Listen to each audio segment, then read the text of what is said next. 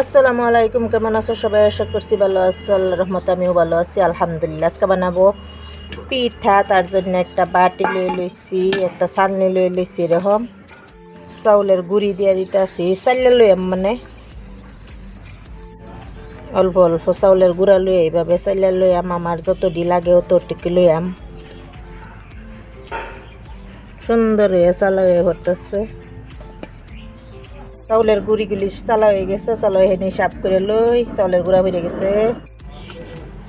পিঠার জন্য আমি মিঠাই কেটে লিতেছি, ছোটো ছোটো করে ব্যাগ করে কেটে নিলাম।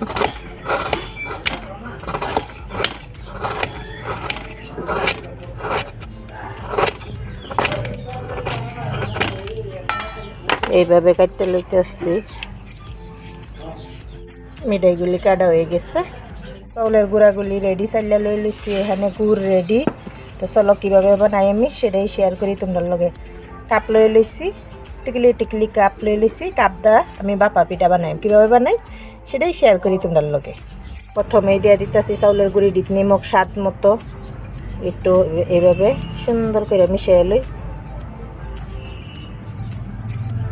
দিয়ে দিতেছি নারকেল কুড়ানো, ফ্রেশ নারকেল যতটুকু লাগে আমার অতটুকু দিয়ে দিতেছি। সুন্দর করে এইভাবে মিশিয়ে লই। সুন্দর করে নারকেল কুড়ানো গুলি মিশিয়ে লইছি। এই দেখো সুন্দর জর্জর হয়েছে। এখন আমি কীভাবে বানাই দেখাইতেছি। কাপ লইলাম, অল্প একটু নারকেল আর চাউলের গুঁড়ি এইভাবে দিয়ে দিলাম। একটু মিঠাই দিয়ে দিতেছি। আবার অল্প করে চাউলের গুঁড়া দিয়ে দিলাম। যাতা দিতাম না, চাপতাম না, মানে এইভাবেই থাকবো। আবার অল্প মিঠাই দিয়ে দিলাম, জোরে চাপা দিবাম না।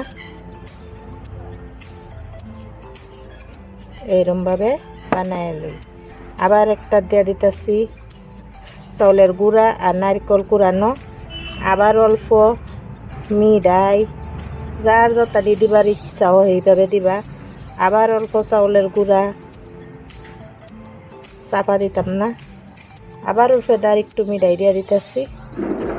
এই দেখো নড়ার সুন্দর করে বরিয়ালছি। অঞ্চল গ্যাসও যাই, গ্যাসও পতিলা বহায় পানি দিয়ে দিছি। পানি গরম হয়ে পড়ছে, মিডিয়ামও আছে গ্যাসটা। তখন এই যে এগুলি চাকনি আছে না, এগুলি চাকনি দিয়ে দিলাম। তো এরকম একটা চালনি দিয়ে দিছি, পতিলার মধ্যে পানি রেখে দিছি। বিসমিল্লাহ করে একটা একটা দিয়ে দিতেছি আমি। 5 মিনিট এইভাবে আমি রেখে দিলাম। ডাইকা 5 মিনিট রেখে দিলাম। দেখো সুন্দর বাপা পিঠা হয়ে পড়বো কাপের মধ্যে।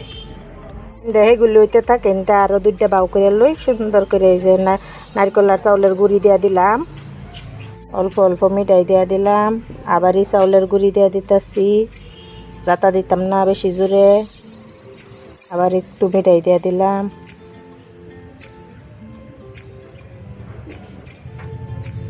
আর একটা বানাইতেছি সুন্দর করে। যেভাবে চাউলের গুঁড়ি নারকেলের গুঁড়ি একলগে মিক্স করা আছে দিয়ে দিলাম। অল্প মিঠাই দিয়ে দিতেছি, আবার চাউলের গুঁড়ি দিয়ে দিলাম। সুন্দর মতো এইভাবে দিয়ে দিলাম। পিঠাগুলি সুন্দর হয়ে হয়ে পড়ছে। তখন এগুলির আমি নামায় লই। এই দেখো পিঠাগুলি। তখন এগুলির আমি একটা একটা করে নামায় লই। এগুলির একটা এরকম চামচ দিয়ে আমি উঠাইতেছি, কারণ মিঠাই আড়া লাগিয়ে পড়েছে। এই যে দেখো কত সুন্দর। আবারই আমি ছাননি দিয়া দিচ্ছি, একটা একটা করে পিঠা দিয়া দেম। বিসমিল্লাহ। এইভাবে একটা একটা করে এইভাবে দেয়া দিচ্ছি। এই যখন কাপগুলি উড়াই আলতেছি, ডাকটা দিয়া ডাইকে সুন্দর করে 5 মিনিট একদম ওয়াইয়াম। মিডিয়ামও আছে গ্যাস। এইভাবে আমি পিঠাগুলি বানাই লই। এইভাবে আমার পিঠাগুলি হইতে থাক। তোমরা একটু মনে করে দিই প্লিজ। আমার ভিডিওগুলি যদি ভালো লাগে তে please like share comment and subscribe করবা, একটু সাপোর্ট করে যাবা। তো আমি এগুলি পিঠা দেখে নামায় এলাই হয়ে গেছে। 4-5 মিনিটেই সুন্দর পিঠা হয়ে হবো। একটু বড় হইলো একটু সময় হইলো, একটু শুরু হইলে একটু কম সময় হইলো। তো ঠান্ডা করে নামায় লই। এই দেখো আমার পিঠাগুলি কত সুন্দর হয়েছে। তো শীতের শেষে পিঠা খাইবার মন যা, কারণ আগামী বছর থাহি না থাহি আল্লাহ জানে। তো কাপ দিয়া বানাইছি কত সুন্দর কিউট কিউট। ভাঙ্গে একটা দেখায় দিই। আমি নারিকল দিচ্ছি চাউলের গুঁড়ার লগে মিশাইয়া, কারণ মুহ কামুরে কামুরে যাতে পরে পিঠা তেসেন মজা লাগবো পিঠা খাইয়া। তো কিরম লাগলো রেসিপিটা? যদি ভালো লাগছে প্লিজ একটু সাপোর্ট করে দেবা, like share comment and subscribe করো, আমার সঙ্গে থাকবা, পাশে থাকবা। আজকের জন্য আল্লাহ হাফেজ, সুস্থ থাকো, ভালো থাকো, আবার নতুন রেসিপি নিয়ে হাজির হয়ে যায়।